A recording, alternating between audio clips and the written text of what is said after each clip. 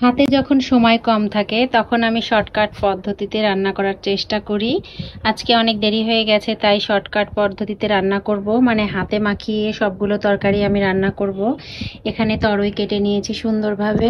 পরে এখানে বেগুন আর কলার মোচাটাকেও কেটে ধুয়ে নিয়ে চলে এসেছি। এখন এগুলোকে একটা একটা করে হাতে মাখিয়ে রান্না করব। তেলে দেওয়া তরকারিতে সময়টা একটু বেশি লাগে, আর হাতে মাখিয়ে রান্না করলে সময় অনেক কম লাগে এবং খেতেও অসাধারণ হয়, অনেক মজা হয় খেতে। তো আজকে আমি হাতে মাখিয়ে তরকারি রান্না করছি। তো প্রথমে তরই তরকারিটাকেই মাখাবো। পেঁয়াজ দিয়ে দিলাম, দিয়েছি লাল টুকটুকে 4টে কাঁচা মরিচ। আমার হাতটা লাল হয়ে আছে, আমি মেহেদি বেটেছি তাই আমার হাতটা লাল হয়ে আছে, হলুদ টাইপের হয়ে আছে, একেবারে লাল হয়নি। এখানে দিয়ে দিচ্ছি একেবারে সামান্য পরিমাণে গোটা জিরা, একটুখানি বাটা মশলা, আদা রসুন, এটাতেও জিরা রয়েছে, দিয়ে দিলাম।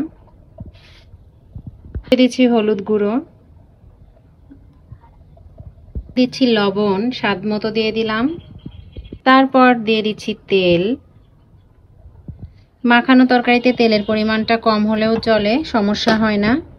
এখন আমি সুন্দরভাবে মাখিয়ে নিব হাত দিয়ে। মাখাতেই মনে হবে যে অর্ধেকটা রান্না হয়ে গেছে, সেরকম ভাবেই আমি মাখাবো। ওই যেহেতু একটা পানি জাতীয় সবজি, তাই এখানে আমি পানি দিব না, যেহেতু লবণ ময় মশলা সবকিছু দিয়ে মাখাচ্ছি। যখন চুলাটাকে জ্বালিয়ে দিব তখন এমনিতে এর ভেতর থেকে অনেক পানি বের হবে, সেটা দিয়েই রান্না হয়ে যাবে। তো তরই মাখানোটা আমার কমপ্লিট। এটাকে একটা ঢাকনা দিয়ে ঢেকে দিব। আমি মাটির ঢাকনা ইউজ করি, প্রত্যেকটা কড়াই অথবা ফ্রাই প্যানে মাটির ঢাকনা ধরতে সুবিধা হয়, এই জন্য। হয়তো এখন চলে যাচ্ছি পরের তরকারিতে। পরের তরকারিতেও সব রকম ময় মশলা আমি দিয়ে নিব।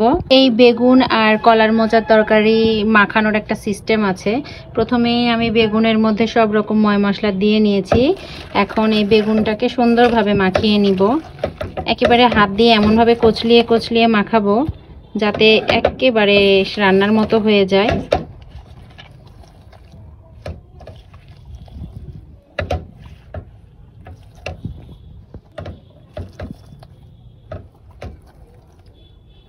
আর এ পর্যায়ে মাখানো আমার শেষ, দেখতেই পাচ্ছেন। এখন আমি কলার মোচাগুলো একসাথে মিক্সড করে নিব।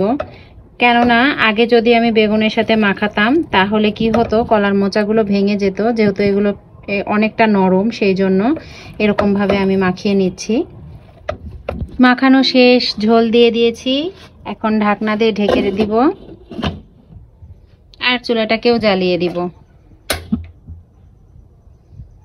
এই তো দুই দিকে দুইটা তরকারি আমি রান্নার জন্য বসিয়ে দিয়েছি। অপরদিকে রাইস কুকারে ভাত বসিয়ে দিয়েছি। এইভাবে আমার রান্নাটা দ্রুত সম্পন্ন হয়ে যাবে।